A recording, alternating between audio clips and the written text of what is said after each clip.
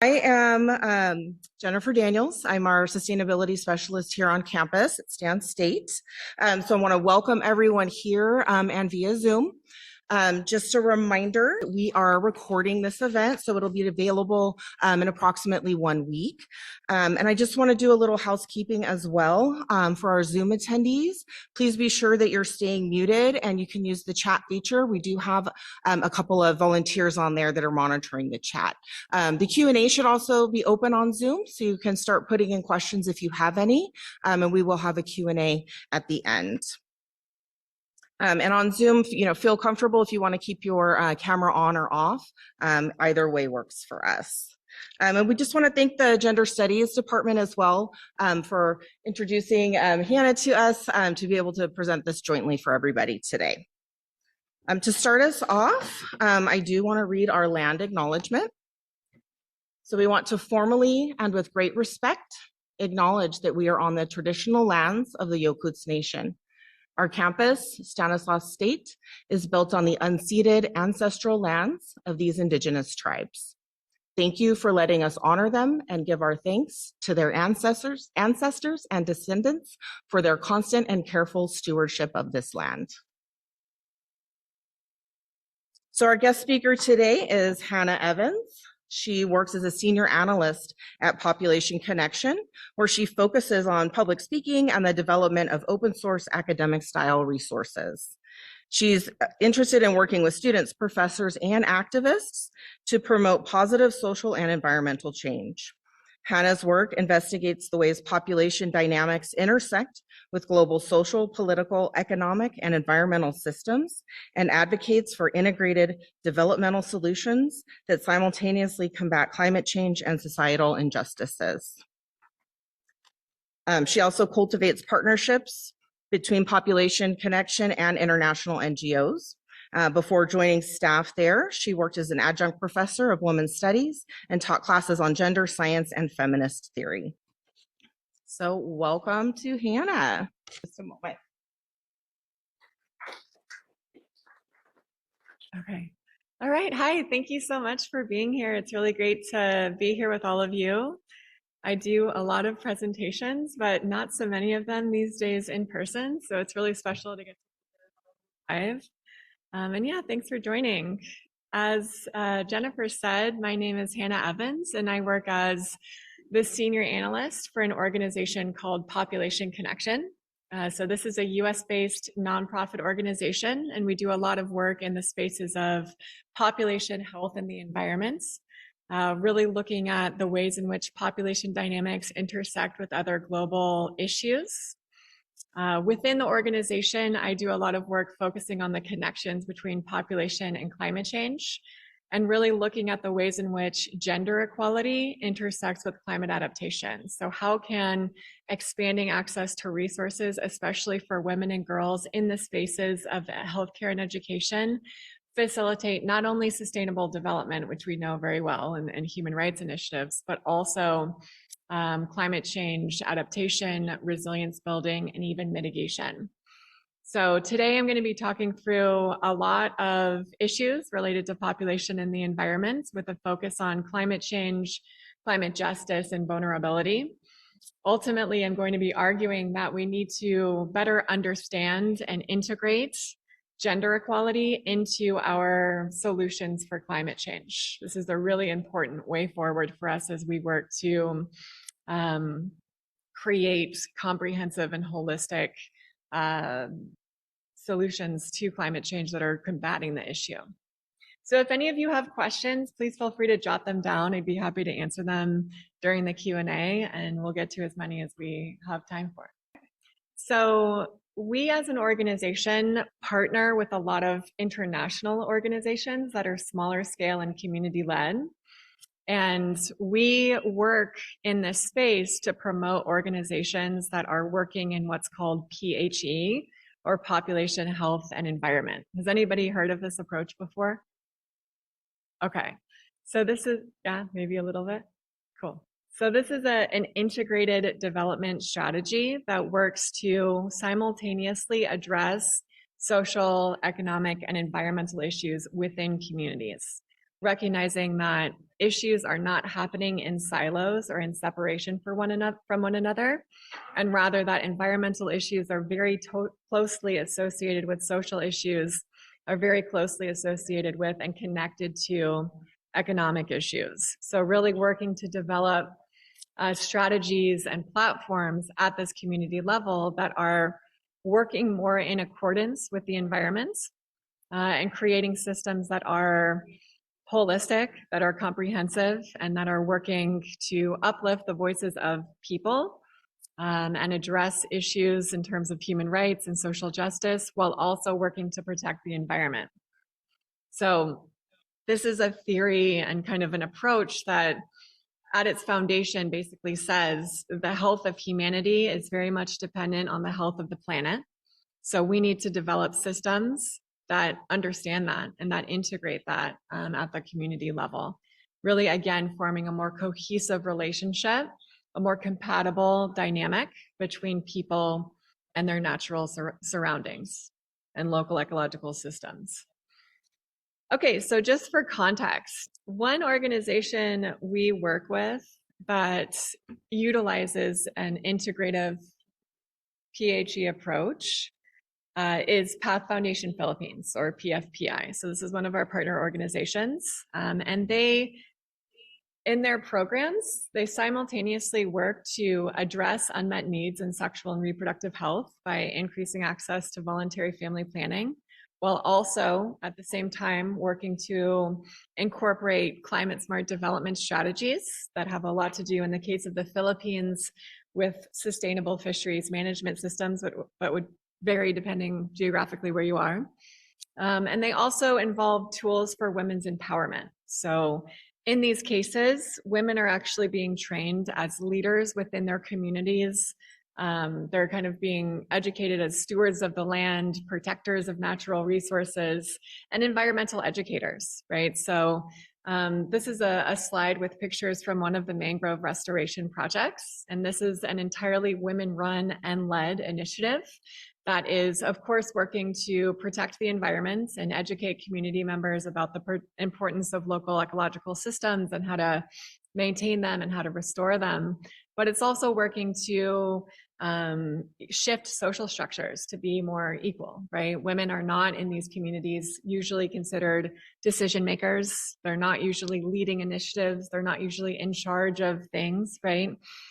So this is something that represents a very clear integrative strategy because it's simultaneously working along social and environmental lines. And the broad kind of premise of this work and of this presentation is to get us to start realizing that climate change is much more than just an environmental issue.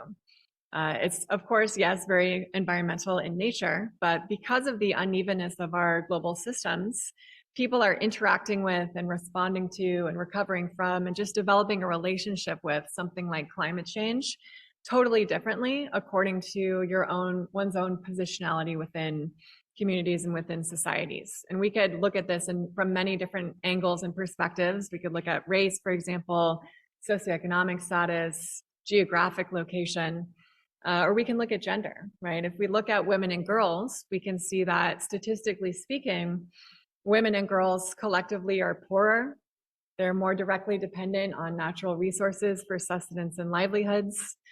Because of patriarchal social structures, which are present everywhere, but especially in the world's poor and rural regions, women are just left with less access to resources, less mobility, less education, less access to healthcare, and so on. And as I was saying, women are not usually also decision makers. And all of this combines to create a disproportionately vulnerable situation for women and girls in comparison to men. When we understand climate change as also being a social issue, that opens up opportunities and pathways for us to understand and realize different solutions to climate change that might otherwise only be thought of as being social in nature, but that have a direct impact on the environment and on climate change. We can look at education as one prime example of this. So worldwide, we know that over 130 million girls are denied the basic human right to attend school. This is a very clear human rights violation, but in a developmental context, it yields a lot of negative impacts, right? And that's because, as you all know, education is a fundamental resource. It's really important for development within communities. It's essential for things like poverty reduction, better health outcomes, more financial stability, better autonomy, and ultimately also more ability to adapt to climate change. And also education is one of the fundamental precursors for slower population growth, actually, which of course has a really positive impact on the environment in terms of like how many people are using and consuming resources and producing waste. As more women and girls gain access to education, they, statistically speaking, tend to have fewer healthier children, right? That's because they oftentimes, again, statistically speaking, overall, decide to go to school for longer, obtain employment at higher levels, choose their careers over marrying so early and having as many children. So this is a really positive indicator, not only of like better environmental outcomes, but also development, right? Another example is through gender equality. This is a really broad term, and there are many different ways in which this works and manifests. One prime example is through agriculture. So in low-income regions alone, women are the primary producers of food. They produce about 60 to 80% of the food. And yet, because they have less access to resources like land rights or credits or capital or technology or training in comparison to men, they're not as efficient on the land. They're not producing as much food on the same amount of land in comparison to men. Research indicates that farm yields could rise by up to 30% just if these gender gaps were closed. So just if everything was equal, right? If people were given the same amount of resources in the same ways and capacities and the same tools in the same time periods, right? Like again, if things were equal, farm yields could rise by up to 30%.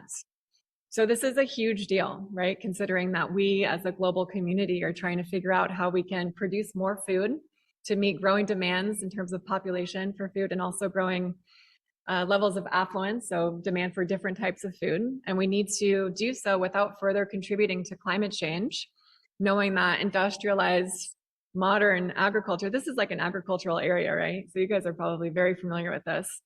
They produce the highest yields, right? But they're one of the biggest contributors of CO2 emissions, right? So we need to figure out how to produce more food without further contributing to climate change. And it also has like other indirect and ancillary effects, right? Like the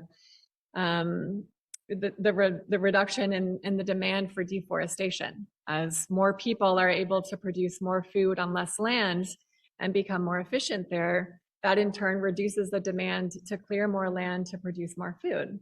And again, all of this is happening in a context where social and economic structures are becoming more equal. The playing field is being leveled. People are gaining broader access to resources. Many of you might also be familiar with the UN's Sustainable Development Goals. Who's heard of these before? Okay, great. So these are a set of goals that are created and published every 15 or so years by the United Nations. They span a really wide range of categories, and different countries, most countries around the world, sign on and agree to meet them in a certain period of time. So these goals are for 2030, for example. And I've included a couple of them up here. They're not numbered in any particular order. But I just want us to get us to start thinking about how any of the environmental goals that we're really seeking to meet, whether they be climate action or environmental sustainability on land or marine conservation underwater, really have a lot to do not only with what it means to meet these goals environmentally, but what it means to realize these goals within the context of broadening access to resources for people, realizing better health and well-being, achieving things like universal quality education, realizing universal gender equality. It's really not possible to meet these environmental goals that we're seeking to achieve without also incorporating the social. So really looking at, sustainability as this multifaceted, trifold initiative that is emblematic not only of the environmental, but also of the social and the economic. And within the context of climate action, which is more of the focus of this presentation, again, just looking at climate action as being much bigger than just being about CO2 emissions reductions. Yes, we need to achieve that goal, but also how is climate change intimately, intricately, fundamentally related also to these broader goals for social indicators for health and well-being and gender equality?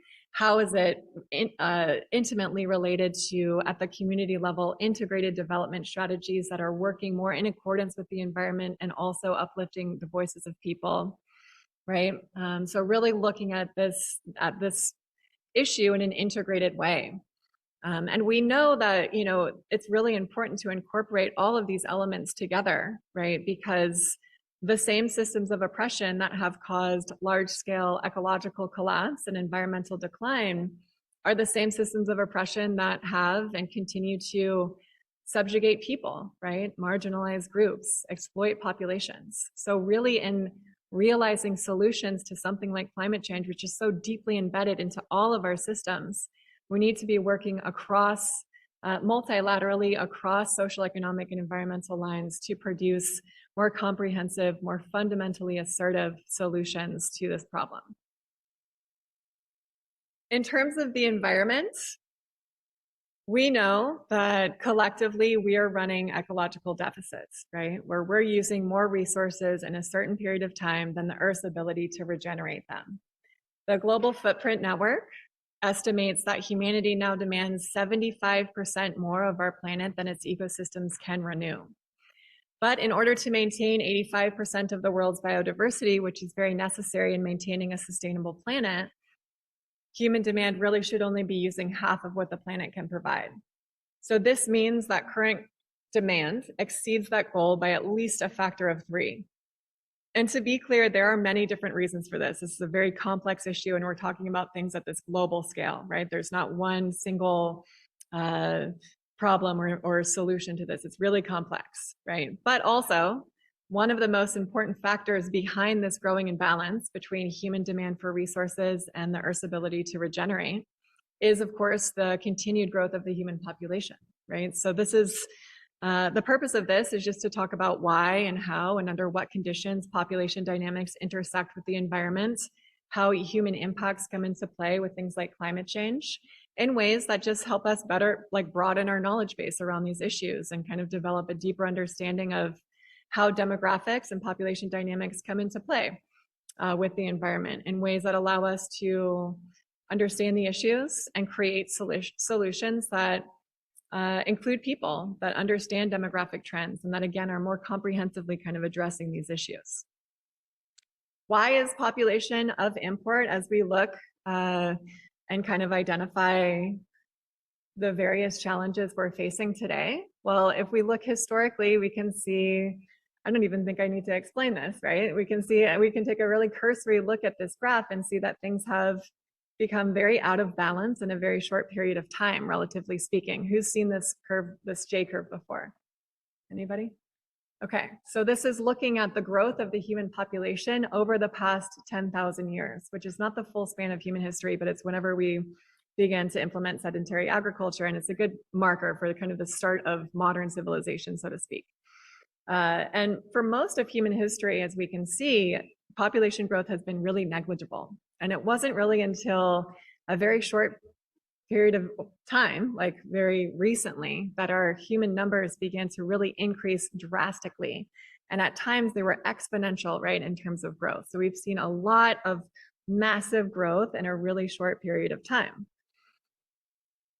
And what things are going to look like into the future is not yet determined, right? It really depends on the decisions we make now, on the investments we make now, on whether or not we're going to realize a different future for people that are more emblematic of being able to access resources, whether or not we invest in things like healthcare and education and development and infrastructure, and really help people choose for themselves their own reproductive trajectory, right? We can go a number of ways. So we know that the population of the world is not going to continue to grow forever, right? It's going to reach a point that it's going to peak and eventually start to decline. And this is already happening in some ways, right?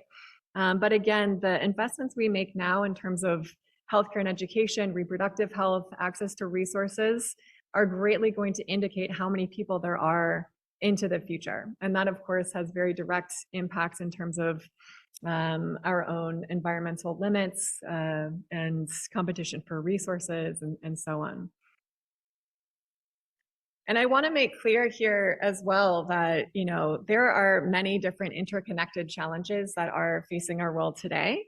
Fortunately or unfortunately, much of which are of our own creation, right? So I just want to make clear that population growth, even though it's the focus of this presentation, it's one of many different issues that we are all collectively facing that have been pushed out of balance because of the broader socioeconomic systems under which we're all operating, right? So in terms of historical context and understanding the historical basis for a lot of these issues, I think it's important to know that a lot of these sort of imbalances were they kind of began during the Industrial Revolution. So this happened about 300 years ago. And it really set the basis for a lot of things. Number one, it was very important, right, for our human trajectory and evolution, especially in the spaces of things like public health, access to medicine, and so on. It really helped us reduce death rates and grow our population so significantly in really positive ways. From an economic standpoint, it really, it set the basis for this large scale kind of globalized world economy where there's this really large distance between the producer and the consumer. It's transformed the ways in which we produce food and energy to be completely reliant upon fossil fuels. And again, is really kind of the historical basis for kind of understanding what the issues are and where they came from. And a lot of these issues seem very daunting, especially if we're looking at them at this global scale, which of course we are, but this is not meant to infuse any type of hopelessness in any of you or to make you feel like these issues are too big to solve.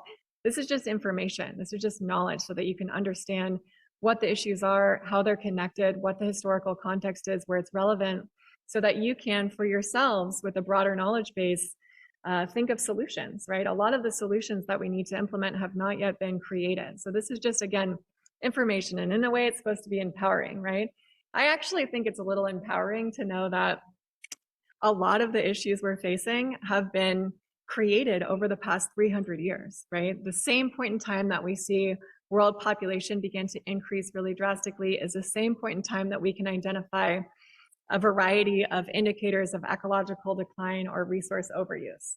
Again, this is the Industrial Revolution. This is not that long ago, right? This is a blink of an eye relative to human history, which means, of course, that things are malleable, things are subject to change, and we are the ones who are creating the incentives that are driving our world economy and causing all of these imbalances and kind of environmental and social collapse, which means that we have the power to change things and to fix them and to create a better, more equitable and sustainable present and future, right? We just need to be approaching this issue with the urgency it deserves and using every modality we have available. But again, for most of human history, we have not been doing things this way. I'm gonna skip this.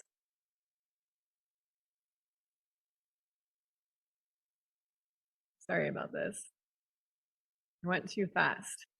And within the context of global hunger and food production, I just wanted to make a note here because many of you might also be studying this. Are any of you studying this, like global agriculture or anything related to that? No? Oh, a little bit? Okay. In terms of what it means to actually feed growing numbers of people into the future, I just wanted to make a quick note here that even as the world food production has grown, so too have the number of people experiencing chronic hunger. And this is because of the ways in which we are conducting and performing industrialized agriculture that are very degradative in terms of soil and that are very uneven in terms of how they're distributed. So most of the food produced on this industrial scale is actually going to feed livestock and feed animals that are then used for meat. So the premise that there's not enough food for everybody is a little bit of a misnomer, right? Because there's plenty of food that's being produced. It's just the way that it's being distributed and what it's going to be used for. So I just wanted to make a quick plug here to say that we're growing our population no matter what. Even if fertility rates drop right now, we're growing our population into the future, at least by 2 billion people, by 2050. And we're going to need to kind of address how we're producing food in a way that is more equitable and sustainable, knowing that industrialized agriculture is probably not the solution, right? It's actually something that's not addressing hunger, even though it's producing these really high yields. And we can talk about that more in the discussion if that's interesting to anyone. So in terms of population and the environment, which is of course the focus of this presentation, one thing is really important to know right off the bat, which is population growth rates, or the speed at which populations are growing, is a direct reflection of level of development within country. In that the least developed countries are growing the fastest in terms of population. In terms of the environment, they are not producing a lot of environmental harm. In comparison to more developed regions, places like the United States, Canada, Western Europe, Australia, these are places that are not growing very quickly in terms of population, but are consuming a lot in terms of resources, producing a lot of waste and CO2 emissions at the per capita and country level. The fact that the lowest income populations are growing the fastest, this is a map depicting growth rates into the future, means a few things. Number one, it means that population growth alone is not the only thing to consider whenever we're looking at environmental damage and what's causing it, right? It's not just about population. Even though the fastest growing populations are located in, some of the most marginalized places on Earth, right? We've got sub-Saharan Africa, parts of the Middle East, parts of Asia, Southeast Asia, Latin America. So, in terms of environmental harm, we need to kind of understand that is not just about numbers, right? It's more about resource use, consumption patterns, and how things are being distributed globally. So even though the places that are depicted there in like the dark purple that are growing the fastest, these are largely populations that on average are making between $2 and $10 a day per person, or anywhere, or even less than $2 a day in some cases. They're not contributing very much in terms of environmental harm. In contrast, you've got a place like the United States, which represents only about 4% of the global population, but consumes about 25% of the Earth's resources, right? So there's a dichotomy that exists there that needs to be understood. Also, in terms of climate change, knowing that the lowest income populations are growing the fastest means also that they're the most vulnerable to climate change because of a lack of access to resources, right? And lack of ability to properly respond or recover from mounting climate impacts. This is a climate justice issue because these populations have, of course, not caused the issue of climate change with CO2 emissions, but they're experiencing its most severe effects. We know that there's a direct relationship between population vulnerability and projected population change, in that the fastest growing populations are also the most vulnerable to climate change. And this is because of a few things, of course, because of geography, right? Just looking at where populations are located and what their various susceptibilities are to different types of climate change, whether they be flooding or droughts or whatever. But this also has to do with population, right? Because as you've got low income populations that are growing very quickly amidst rapid environmental change, that puts a lot of pressure on natural resources. It puts a lot of pressure on governments to allocate resources. It's a lot of pressure on and competition on social resources like healthcare and education, economic opportunity. Just makes it really difficult to adapt, especially in the wake of a rapidly changing climate. So it increases this pressure. And I just wanted to make clear, again, speaking in the context of climate justice, that places are growing very quickly overall. And again, we're looking at this global scale, right? So I'm speaking very broadly here. But statistically speaking, fertility rates are highest in low income regions. So there's a direct relationship between fertility rates being high and poverty also being very high. And this is overall because of a lack of access to resources, where people in these places do not have access to things like contraception or healthcare in general, or education, right? There's a lot of cultural norms present in a lot of these places as well that put really heavy expectations onto women to fulfill certain roles in their families and communities, largely relating to childbearing and taking care of the household pretty much to the exclusion of anything else, right? But overall, we know that there's a really high unmet need for resources like healthcare and education in these places, which indicates that this is happening not in an autonomous way, right? But rather as a consequence of lack of access.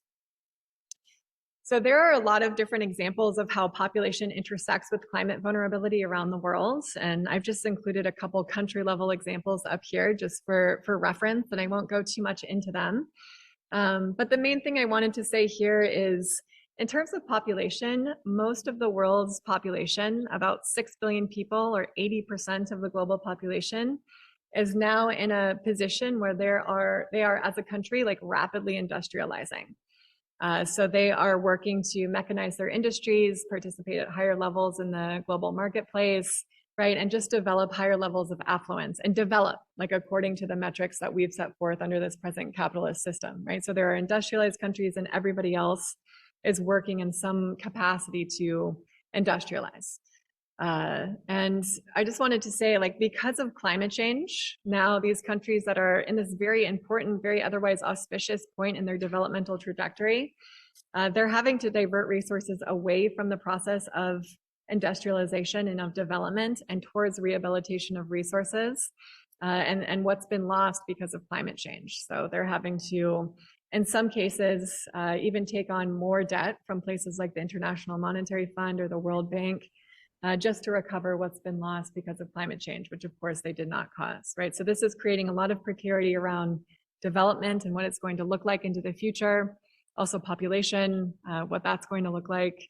And we can talk about that more in the discussion if that's interesting, but that's kind of the general message. Okay, so now I'm going to focus on solutions in this latter part of the presentation. And again, to be clear, there are many different solutions to this issue. This is a really broad, multifaceted, complex problem. And there's not one single way forward, right? But we as an organization focus on investments in healthcare and education and women's empowerment because we believe that they yield such wide-reaching integrated effects, right? So these are modalities that will help build resilience and adaptive capacity for all populations, especially those most at risk. And just for proper context, because we're switching gears a little bit here and moving into reproductive health, it's important to know that voluntary family planning and reproductive health yield myriad benefits to communities. They are very, very, very fundamental for community developments in all places, everywhere, right? And that's because they yield not only like very clear health benefits, which might be well known or even obvious, right? Looking at like how this resource lowers maternal and child mortality, reduces rates of unintended pregnancies and unsafe abortions, and increases overall health. But also socially and environmentally, it yields a lot of really important, really beneficial impacts, including increased education rates for women and girls, better livelihoods. It's very tightly linked with reduced poverty. And overall, environmentally, because slower population growth is kind of the consequence of voluntary family planning, because of lower rates of unintended pregnancies, there's less pressure that's put on the environment, right? In terms of lowering the amount of people who are interacting with and consuming resources and producing waste, and also people lessening the amount of people who are exposed to climate impacts.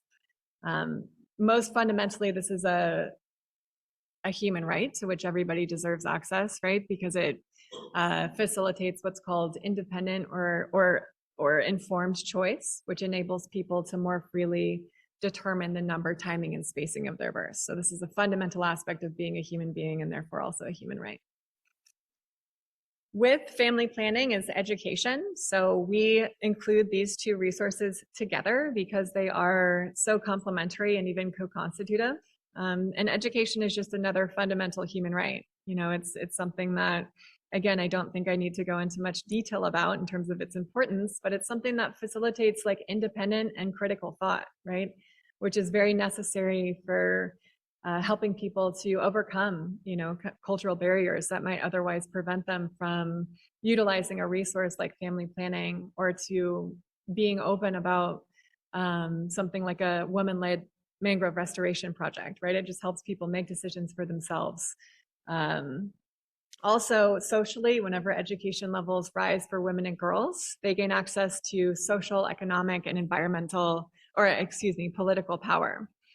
This yields more options for sustained employment and helps to increase livelihoods, which also frees up resources to help people and families choose when and how to start a family. So overall, women who are educated tend statistically to have fewer and healthier children. And this is something that we can see play out all across the world, no matter where you are or what the cultural norms are, what the religious orientation is. Really, one of the biggest indicators of lower fertility is educational attainment, and that the higher the level of education, the lower the level of fertility. And again, this is because of the massive kind of amount of benefits and options that are afforded through this resource. So really looking at family planning as being not only just a matter of human rights, but also central to women's empowerment, to reducing poverty, to building climate resilience, and also to achieving sustainable development. And this is really important because in all areas of the world, there's a confluence of issues affecting the very same, already very at-risk places, right? So the same places that experience really high levels of gender equality, meaning really low levels of education, really high unmet needs for family planning, really low levels of autonomy and access to resources, are also the same places that experience really high levels of climate vulnerability, right? So recognizing that there's an inextricable link here between these two things allows us to see that, you know, by working to expand gender equality, we are therefore also working to realize lower climate vulnerability and help people gain resilience and be better prepared to kind of combat the issues they're facing. And there's a lot of research substantiating this fact, looking at how, you know, meeting unmet needs for family planning and reproductive health directly benefits climate adaptation. And the reasons for this are pretty straightforward, right? Like obviously, whenever people gain access to healthcare, they become healthier. They also become more empowered. These are really important building blocks for building resilience and also strengthening adaptation efforts. As we were saying before, the longer term impacts of this is that rates of unintended pregnancies drop and slower population growth ensues, both of which result in a lower demand for resources and less pressure put on the environment. And finally, in terms of CO2 emissions reductions, or the capacity that meeting unmet needs in this space have for actually reducing emissions over time, this is another really potentially viable, successful option. So this is information taken from Project Drawdown. Who's heard of this organization before? Great. Yeah. So they're a great organization if any of you are interested in any of these issues, and they do a lot of great work in the space of climate change solutions. But one of the main things they do is research different renewable solutions to climate change. And they rank them based off of various indicators, like basically trying to understand what it's going to take to implement the resource in a certain period of time. So like upfront cost, return on investment, so on and so forth.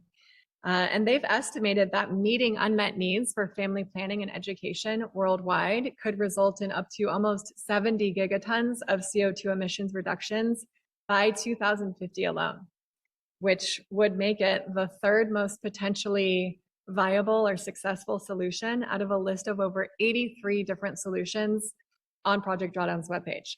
I only have 10 listed here just for the sake of space, but it's ranked third out of a list of over 80 different solutions, right? This is again in terms of upfront costs, return on investment, and again, understanding what it's going to take to implement the resource. It's got a really high rate of return in terms of investment, and it has the potential to make a really big impact. I think that this is really important information that's not very well known or understood, and it offers the opportunity for us to work, you know, to kind of more broadly address this issue, meet funding gaps, work along environmental and social lines multilaterally to kind of recognize first and foremost how integrated these issues are and to work to combat them. And so that's what we essentially work on. And right now in low to middle income countries alone, There's about 218 million women who want to avoid pregnancy but are not currently using any modern form of contraception. So this results in a variety of, unfortunate like health maladies, but also it produces about 111 million unintended pregnancies annually. So if all unmet needs were met, actually, in contrast, and if everybody was able to receive care at the levels recommended by the World Health Organization, like the impacts would be huge. There would be a 68% drop in unintended pregnancies, a 72% reduction in unsafe abortions, 62% drop in maternal deaths. So really from all angles and perspectives, like this is something that I think we can all collectively get behind. This is a resource and a benefit that yields so many and has so many wide-reaching impacts and effects. So, in conclusion here, what we do at the policy level has kind of been thrown up in the air with the, drastic cuts to US aid. Under normal circumstances, we have a policy wing of our organization that works to actually increase our allocation of funding for family planning programs internationally, recognizing that ordinarily they represent a really small fraction of our overall budget that yields such massive impacts. We also work on policies and with different politicians to further substantiate and institutionalize reproductive rights.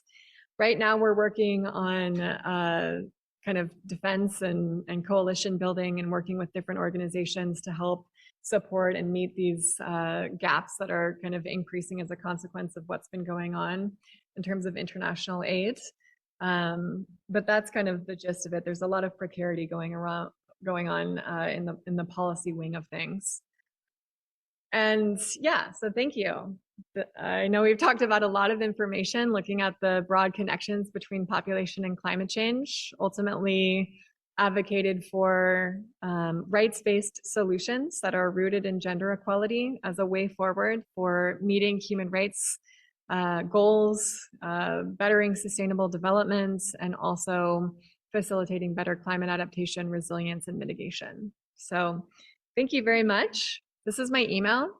If any of you are interested in getting in touch with me, I'd be happy to talk to you about any opportunities our organization offers in the way of internships or fellowships or just different ways to get involved. Or if you have any questions, I'd be happy to talk to you. So thank you very much. Thank you, Hannah. That was very enlightening, a lot of information. And as you mentioned, some heavy topics, and it's all information to take in and kind of process as we kind of think through any questions we may have. We do have someone on Zoom that had some questions here. Ken, would you like me to read what you put in there, or would you like to unmute and ask the question yourself live? I can unmute and ask the question myself. Great. Go ahead. Okay, well, so it's kind of a lengthy question, but the question comes at the end. To me, it's clear that the fascist movement presently in control of the federal government is planning to let the climate crisis play out with no significant mitigation efforts. In fact, they're seeking to accelerate the crisis with more extraction and profitable sale of fossil fuels, which means they plan to let millions, if not billions, of people die as a result of the worsening crisis. They are no doubt counting on it. As the population thereby declines worldwide, anti-imperialist forces will also weaken, effectively bolstering the control of those in power. But according to the UN's climate science consensus, if nothing is done to cease present emissions and effectively deal with legacy emissions, there is a strong likelihood that this course of non-action will result in social collapse. In short, fascism is undercutting not only the basis for all life on Earth, but also the basis of political government itself. To me, this is the question I want to ask. Is it not time to begin organizing workers into their own democratic union-type organizations that can begin to pick up the pieces and build a non-capitalist future capable of sustainable living while we repair the damage 400 years of capitalism has done to Earth and all of its life? That's it. Right. Thank you so much for that question. There's a lot there to unpack. All really good points. And I think what I just say, knowing, of course, that I don't actually know what's going to happen into the future, but I think that we're at a really important period of time. We're at like a precipice. As I see it, yes, there are political forces at will, and who knows what their underlying motives actually are. I know you mentioned that maybe they are, working to promote population decline, but then there's the other side of that argument, which is that, we need like low wage workers and consumers to kind of work in this capitalist system and create and keep things functioning, right? So I don't know exactly what the motives are. I think like short-term profit seems to be one of the major ones, perhaps to the exclusion of anything else, including long-term thinking.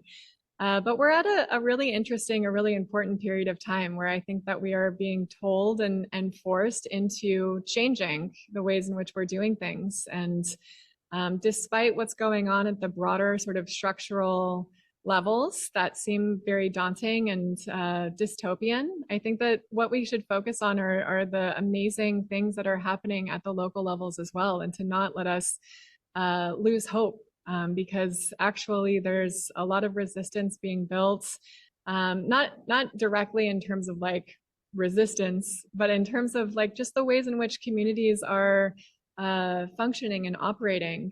Just the organizations that we work with that are very small scale, that are working at the community level, that are literally going into communities that have never allowed women to be educated before and transforming the social dynamics of these communities so that women are now being educated and getting jobs and participating in more equal ways in the communities. That is radical change. That is radical transformation. That is revolutionary. And there's things happening all across the world in that way, in that space. So I get very, upset as well with what's going on at the broader levels. But there's really a lot of amazing, beautiful, revolutionary things happening at the local levels as well that I think we need to that I just choose to focus on. In terms of, building coalitions and things, yeah, I think we need to build resistance. What does that mean and how does that look? I don't know exactly, right? I think for me, as I've sort of understood it over the course of my career and just thinking about these things and living in this world with all of these imminent threats, I think it's really important for us as individuals to connect with what it is we're passionate about and work towards that, recognizing that, if we're working towards something we care about with intention and vigor and intent, like I think that that's going to facilitate the best change and way forward, right? So less about what do we think is going to make the biggest impact, more about what do we connect with ourselves, what are we passionate about, what moves us, of course, with the underlying intention of making the world a better place, right? But to really connect with ourselves, what we want to see in the future, what we want to manifest, what a utopian future looks like, and working towards that. I don't know if that answers your question. That's all I got. That's probably all we could say. And I thank you for your time and the wonderful presentation. Yeah, everybody's got to work in their own way. Mine is hopefully to try to build coalitions, build working people's organizations so that when the capitalists let the world destroy itself, there'll be someone around to pick up some pieces. I like that. Thanks. I think that's important, and there's a place for that. And it's not just one thing, right? This resistance is very complex, and there's many ways forward. So thank you for that. Thanks. Great, thank you. Do we have any questions here in the room? I just wanted to ask, what are some of the most pressing obstacles that you find in working towards these gender-oriented and societal change solutions to the climate crisis? So we as an organization, we're not providing any direct service, but instead we have 19 global partners where we're working with smaller scale organizations that are community led, that are working in the spaces of things like gender equality or girls' education or sexual and reproductive health or whatever. So we're working to support them, knowing that they're like the ones that have the knowledge and the understanding. We're not trying to dictate what programs are being run or how they're being run. We just want to support already functioning initiatives.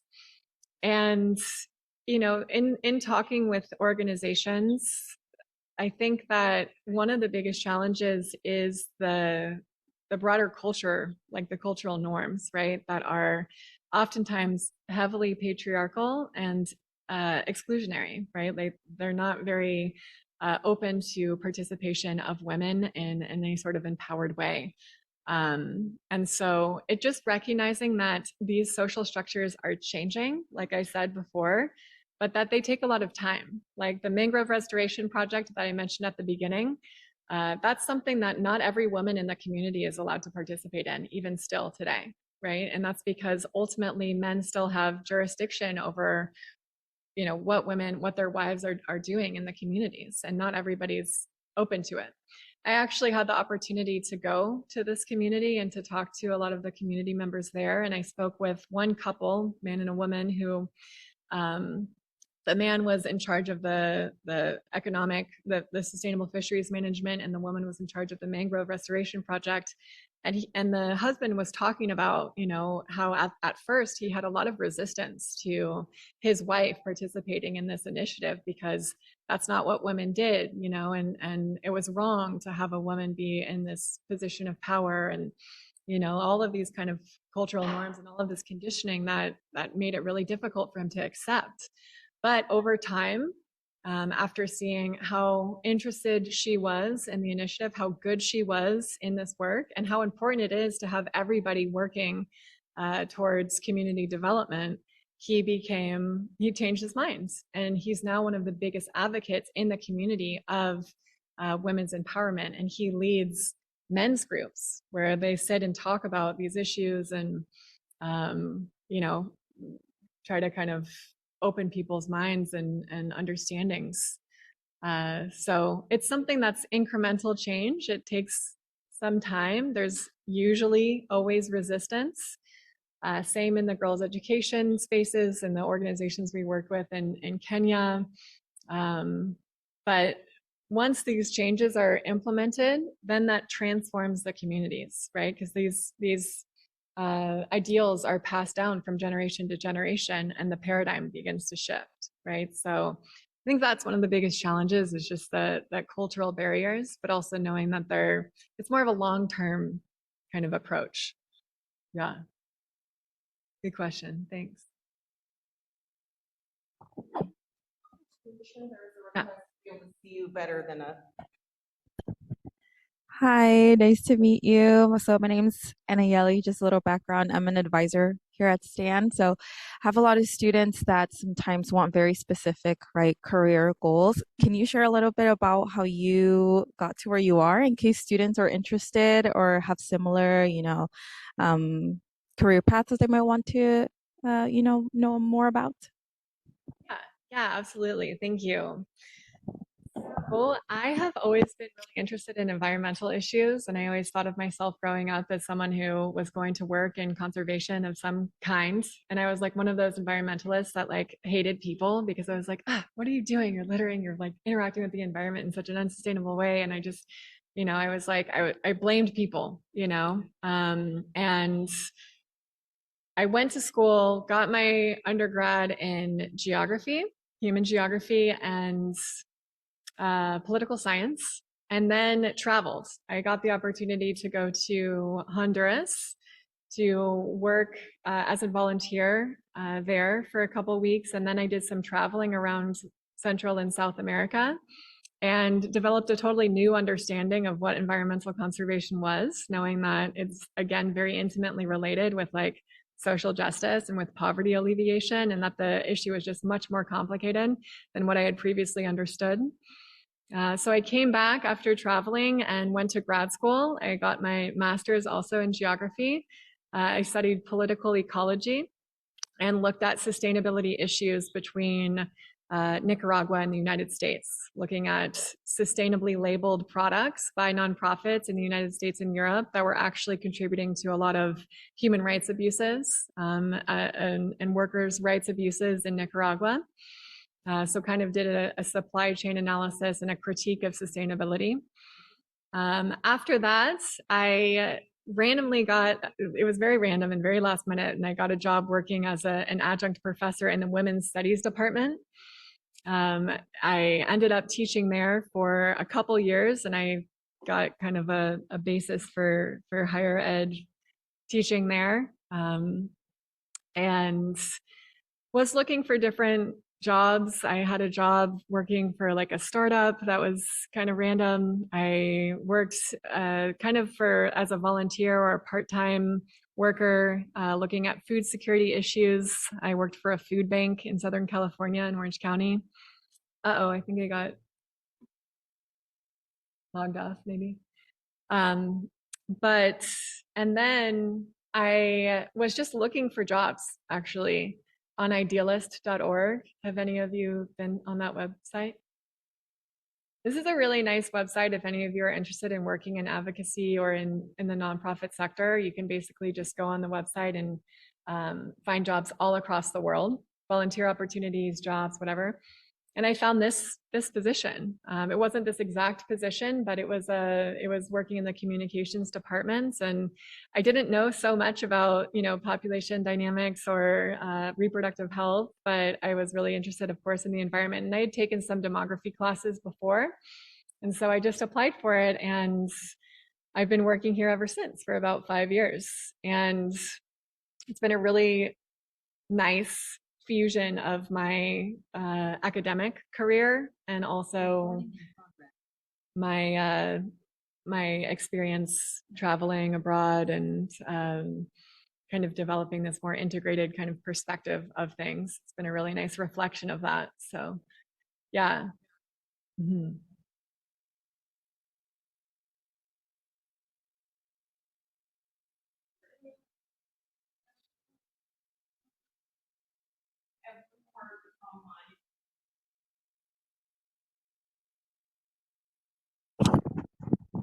Okay, so go ahead and read the one that's online here. Alondra or Anna, if you can look in the Q&A, there's an anonymous poster question in there. If one of you can read it.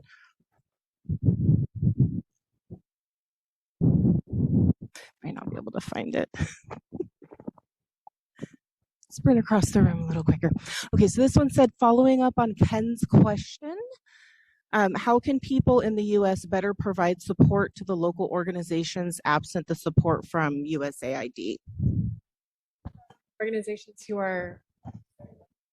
How can people in the U.S. better provide support to the local organizations who have been affected? Right. Well, I mean, I think that you can research which organizations by these cuts. Actually, there are other organizations that are working to help meet these unmet needs, and also governments that are now kind of, in essence, theoretically working to address these cuts and fill these gaps. But I think just figuring out what it is you're interested in supporting, and then researching different organizations and finding out what support they need is pretty much the best way forward. There's just a lot of uncertainty right now, but there are resources, and you can go on government websites and see which organizations have been affected and which countries have been affected by lack of aid. Yeah, that's a good place to start. Okay, well, we are at time, I think, for your class too. So, and thank you everyone online for joining us.